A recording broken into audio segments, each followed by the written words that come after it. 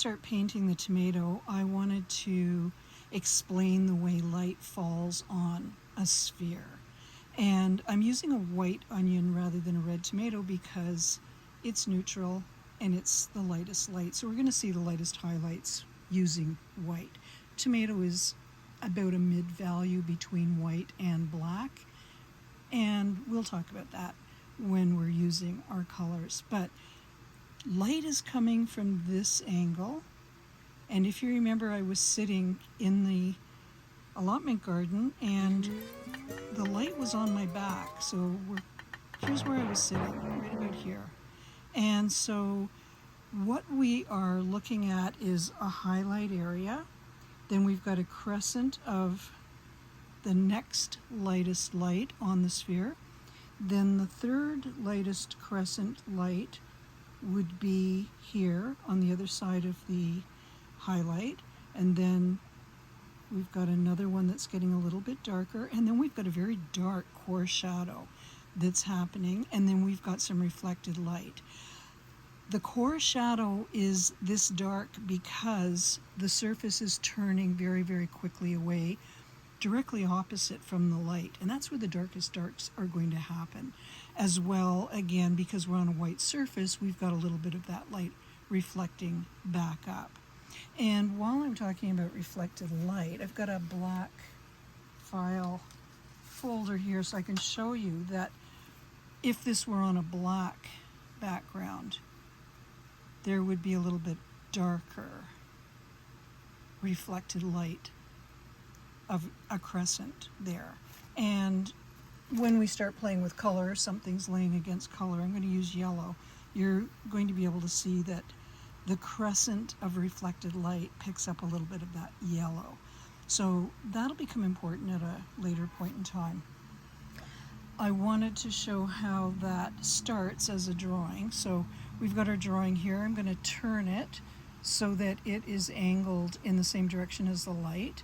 And when I'm doing a linear drawing and I'm using light, medium, and dark lines to describe what's happening, it makes sense that the lightest light is here, then it gets a little darker and darker as we go around. However, again, as we know when it's three-dimensional, that there's darker core around this area.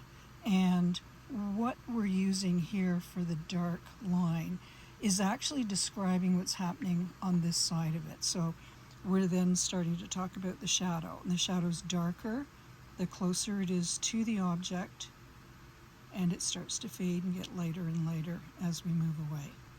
Okay, so hopefully that's going to be information that makes sense as we're rendering and playing with color and getting those tomatoes to look like round tomatoes.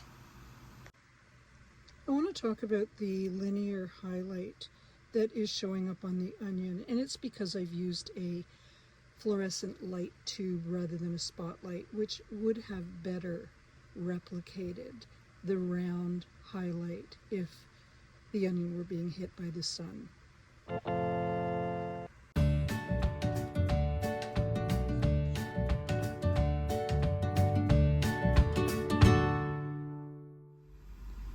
Here we have the drawing that I began in the allotment, and I've fussed and fuddled around with it a little bit already, putting in lights and darks, and I have gone up to the roof, taken a look at tomato leaves more closely, and was able to fill in some of the detailing on the leaves.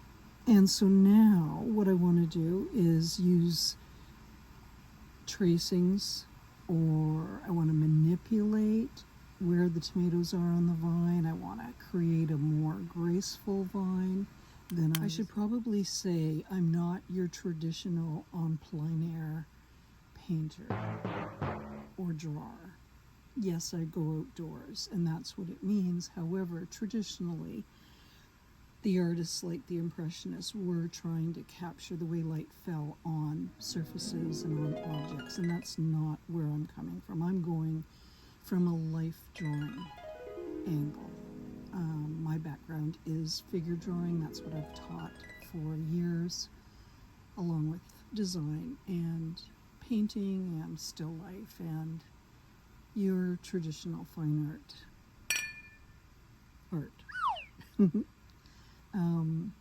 And so yeah, I now am going to lay a piece of tracing paper over my drawing. I've started to fix up my circles, and I thought, this reminded me so much of one class at the very beginning of my art training that we took, and it was just so helpful. Our teacher had said he wanted us to go home and put all these dots an inch apart on our 18 by 24 inch newsprint pad, and for homework the next day we had to bring in these circles that we drew around the dots. And the idea of the exercise was to stay an equidistance away from the dot as we went around it, and that would help us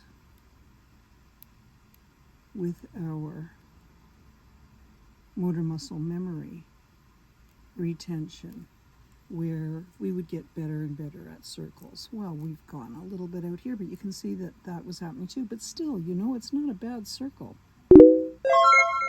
So I can see already that I want to change this little dent here. I want to make it more of an S shape. So I'm going to start by following what I feel is a more natural curve. The beauty of a plastic eraser is that it really does a good job. And that was still a little bent.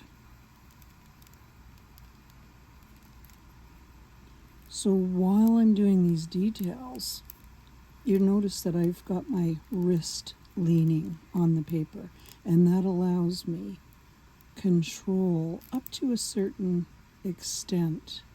And so that's why it went a little odd right there. If I want to get something a little bit more gentle of a curve, I need to rest my elbow somewhere and draw down using my elbow as a fulcrum rather than my wrist.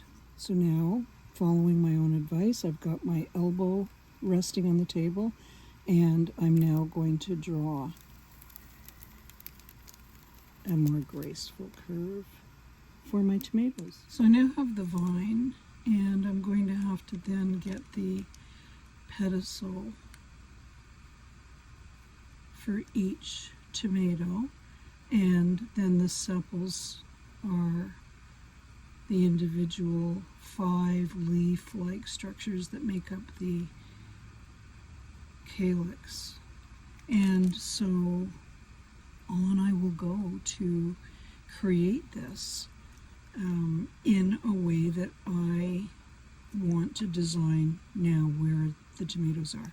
I was happy with these 3, but these are starting to look a little bit like a square, so I want to maybe take one out, and I'll figure out which one I want to take out. Maybe lump them in so it looks more like a 3-5 arrangement. So I'm going to play around, is what I'm saying. So I'm going to use this dot idea, and I think I want this one a little closer. So I'm going to move the center of it, and then that will create a nicer space here. And yes, while I'm getting a different view from it, it will be further away and then coming in a little bit closer here. So it will be more like that. It won't be a central dot that I'm working around. This one will be. And I'm thinking, maybe I'll bring it a little closer as well. Then I'll bring this one a little further over. And then I'll see what I want to do with this one. So here we are going to use center here. And I'm not using center here. So I want to get a little closer and then go further and then come back in closer. And then we're going to come overlap is kind of a fun thing, and I want to vary the size of my tomatoes as well, and the shapes. So this one's getting a little smaller. Okay, so maybe this one's going to be really small.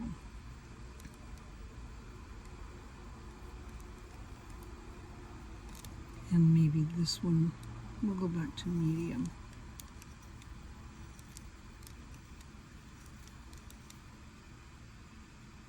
And maybe there's a small one here. I think that was showing. So there we are. And we're coming down here. Was there a tomato here? There was, hiding in behind there. Okay, so let's get that happening. So now we've got the 1, 2, 3, 4, 1, 2, 3, 2.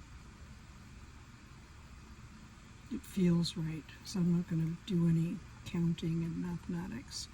I'm wondering if these are too similar.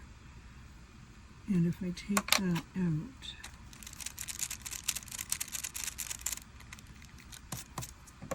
I like it. And I'm watching how shape brings my eye through the composition. So I'm seeing large, large, and I'm thinking I'd like to make this one larger so that it brings the movement a little bit more fluidly through the composition. So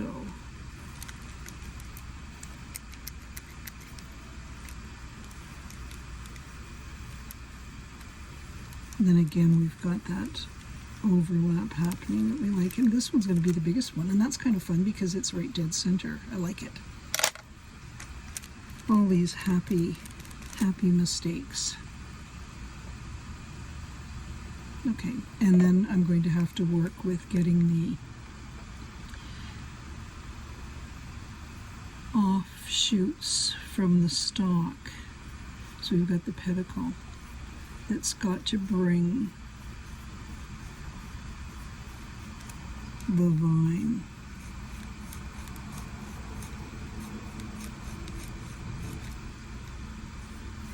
Out to the tomato. Okay, and then we've got the 1, 2, 3, 4, and the 5 is hidden behind here. And so I'll go and I will have that happen on all the tomatoes.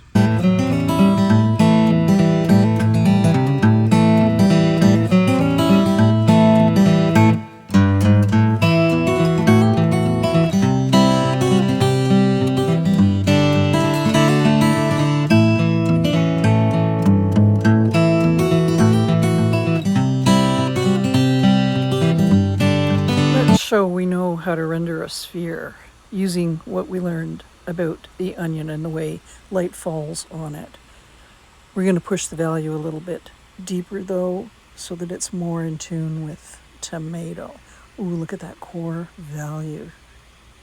Yeah, a little over to the left, over to the left. Yep, okay, you're there. Twist it around, turn it around, get the end. Yep, we're almost ready to start the shadow. Okay, we're done. Are we done?